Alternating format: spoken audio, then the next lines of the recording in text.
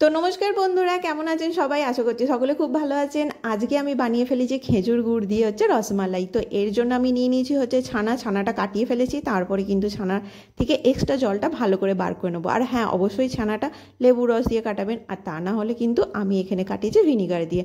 আর extra করে জল দিয়ে দিয়ে কিন্তু ভালো করে ছানাটাকে ধুয়ে নিয়েছি। এরপরে এক্সট্রা জল বার করে নিয়ে এটাকে ভালো করে ম্যাশ করতে হবে একটু ময়দা দিয়ে। ময়দাটা খুব অল্প পরিমাণে দিয়েছি। এরপরে কিন্তু গোল গোল করে পাকিয়ে নিয়েছি। আর এইটাকে কিন্তু রসগোল্লা করতে হবে। তার জন্য আমি একটুখানি জলেতে দিয়ে দিয়েছি একটুখানি খেজুর গুড়, আর রসগোল্লাগুলো ছেড়ে দিচ্ছি। দেখুন একদম ফুলে উঠেছে কিন্তু ভালো করে। এরপরে আমি বানিয়ে নেবো ক্ষীর। 1 লিটার আমি দুধ নিয়ে নিয়েছি, তাতে আমি কিন্তু দিয়ে দেবো একটু এলাচ, আর দেবো একটুখানি কর্নফ্লাওয়ার। আর একটুখানি ভালো করে এটা কিন্তু মোটামুটি আপনার আধ ঘন্টার মধ্যে নাড়াতে হবে, যাতে এটা ক্ষীরটা তৈরি হয়ে যায়। তারপরে রসগোল্লাগুলো ছেড়ে দিয়েছি। আহা, কি সুন্দর দেখতে হয়ে গেছে।